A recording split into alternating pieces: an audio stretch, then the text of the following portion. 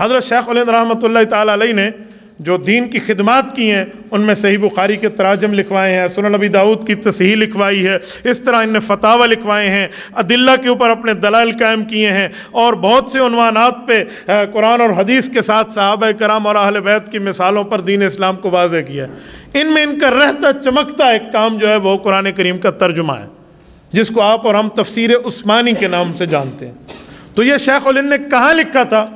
انگریز سے انہوں نے جنگ میں باقاعدہ انقلابی اور تحریکی کام کیے تھے۔ وہ کیا تھا؟ ایک انہوں نے تحریک چلائی تھی جس کا نام ہے تحریک ریشمی رومال، سلک لیٹر مومنٹ۔ آج بھی اس نام سے برطانیہ اور انگلینڈ میں مسلمانوں کو اپنا دشمن سمجھا جاتا ہے کہ اس طرح ان لوگوں نے ہمیں ہندوستان سے بھگایا تھا، یہ سلک لیٹر مومنٹ کا نا۔ تو تحریک ریشمی رومال تھی۔ وہ کیا تھا؟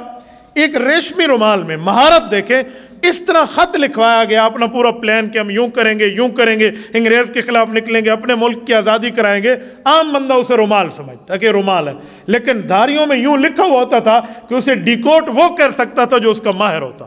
یہ شیخ الہند کا کارنامہ تھا، اور اس کے لیے انہوں نے گنگوہ شریف، دارالعلوم دیوبند، ہمارے اب تو تقسیم کے بعد پاکستان میں آ گیا امروٹ شریف سندھ والا، دین پور شریف حضرت درخواستی رحمۃ اللہ علیہ کا خانپور رحیم یار خان سے، اس طرح چکوال کے کچھ ایریاز، یہ تو بر صغیر کے تھے۔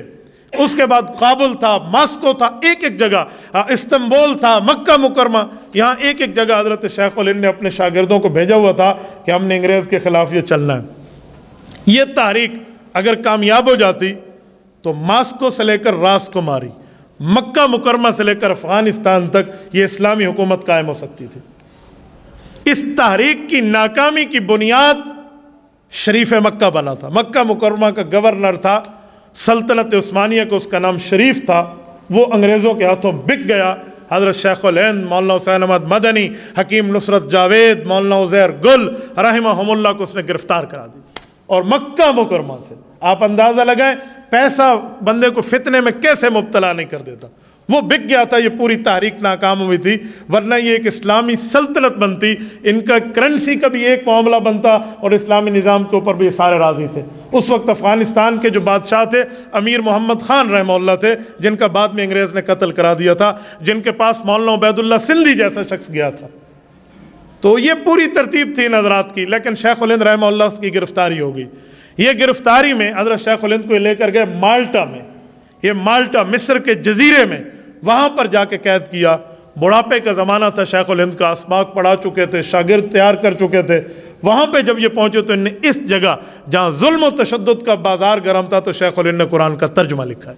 یہ جو آپ کے اور میرے پاس شاہ ولی اللہ کے بعد اگر اردو ترجمہ اس دھرتی پر کسی کو ملا ہے قرآن کریم کا آسان سلیس زبان میں، تو شیخ الہند مولانا محمود حسن رحمہ اللہ کا لکھا ہوا تھا۔ اس ظلم اور تشدد کے باوجود پتہ ہے وہاں مظالم کیا ہوتے ہیں؟ ان مظالم کو میں ایک ہی جھلکی میں آپ کو بتاتا ہوں۔ انگریز نے جو ان پہ ظلم کیے تھے، وہ ظلم انہوں نے اپنی زندگی میں حضرت شیخ مولانا حسین احمد مدنی رحمہ اللہ کو فرمایا تھا کسی کو نہ بتانا۔ جب شیخ الہند کی وفات ہوئی تو حضرت مدنی کلکتہ میں تھے، دہلی میں حکیم اجمل خان کی کوٹھی پر حضرت شیخ الہند کی وفات ہے۔ حکیم اجمل خان یہ دوائیوں والے، یہ ان کے شاگرد ہیں، بہت بڑے عالم دین تھے۔ تو ان کی جگہ پہ جب ان کو غسل کرایا گیا تو ان کی کمر میں اتنے گڑھے پڑے ہوئے تھے کہ چھوٹے بچے کا پاؤں اس میں آ جاتا۔ تو حیران ہو گئے وہ لوگ غسل کرنے کہ کیا ہوا تھا۔ گھر والوں سے پوچھا، رشتہ داروں سے پوچھا، کسی کو کچھ نہیں پتا۔ تو جس نے کہا، انہوں نے کہا حسین احمد مدنی بتائے گا، وہ ساتھ تھا۔ جب وہ آئے انہیں بتایا گا تو رونے لگ گئے۔ حضرت مدنی نے فرمایا مجھے میرے استاد نے راز دیا تھا، کسی کو نہیں بتانا۔ کہا کیا ہوا؟ کہا انگریز انگارے جلاتا اور اس انگاروں پر حضرت شیخ الہند کو لٹا دیتے، اور کہتا بس تو انگریز کا وفادار بن جا، باقی ساری کام ہم خود سنبھال لیں گے۔ اور یہ حضرت شیخ الہند رحمۃ اللہ تعالی علیہ اس وقت انگریز کو جواب دیتے کہ میں ایسا کام نہیں کر سکتا۔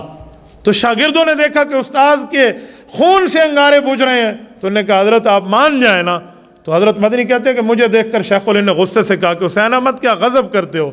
اللہ کے رجسٹر میں اپنا نام نکلوا لوں کہ میں رسول اللہ کے دشمنوں کا دشمن ہوں؟ میں نہیں نکلوا سکتا۔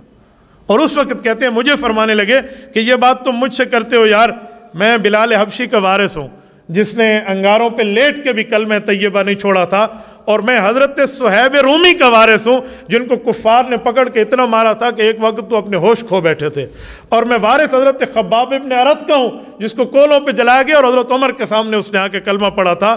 میں حضرت سمیہ کا روحانی بیٹا ہوں، وہ اسلام کی پہلی شہید ہے جس کو ابو جہل نے برچھی مار کر شہید کر دیا تھا۔ اور فرمانے لگے کہ میں اگر بعد کی بات کروں صحابہ کے بعد تو امام احمد ابن حنبل کے ہم وارث ہیں جس کو کوڑا مارا جاتا تھا، جو ہاتھی کو مارا جاتا تھا اس کی چنگاڑ نکل جاتی۔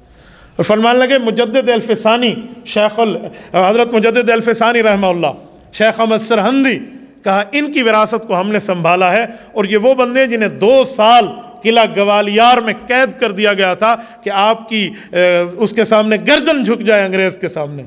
جہانگیر بادشاہ نے کہا تھا گردن جھکاؤ میرے سامنے، انہوں نے کہا جی میں ابراہیم علیہ السلام کا وارث ہوں، میں اس طرح کا قائل نہیں ہوں، میں گردن اٹھانا جانتا ہوں۔ اس نے چھوٹا سا دروازہ بنایا تھا اپنے دربار میں آنے کے لیے، تو جو بھی آتا سر جھکا کے گزرتا۔ تو حضرت مجدد الفسانی جب گئے تو انہوں نے پہلے پاؤں رکھا وہاں پر تاکہ میری گردن اس بےایمان کے سامنے پھر بھی نہ جھکے، تو کہ میں ان کا وارث ہوں۔ اور آخر میں حضرت مدنی کو فرمان لگے کہ شاہ ولی اللہ محدث دہلوی کو تو جانتے ہو، جس کے انگوٹھے کاٹ دیا گیا تھا کہ سچ لکھتا کیوں ہے، تو میں ان کا وارث ہوں، میں نے انگریز کے اس کولوں کے سامنے سر نہیں جھکانا۔ اس وجہ سے کمر میں گڑے پڑ گئے، لیکن اس بوڑھے شیر نے اپنی شکست نہیں مانی۔ کہتے ہیں شکست یہ معنی نہیں ہے کہ تمہاری گردن اتر جائے، شکست یہ معنی ہے کہ تمہاری گردن جھک جائے۔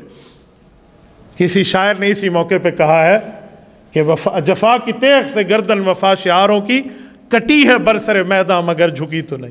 یہ مالٹا میں اپنے گھر سے ہزاروں کلومیٹر دور وہاں کی قید کاٹی، اور جب دیکھا کہ مرنے کے قریب ہے تو انگریز نے چھوڑ دیا، اور 5 ماہ میں پھر فوت بھی ہو گئے تھے۔ لیکن اس 5 ماہ میں یہ شخص شیخ الہند رکا نہیں ہے۔ ان 5 ماہ میں کیا کارنامے کیے میں آپ کو بتاؤں، آپ حیران ہو جاؤ۔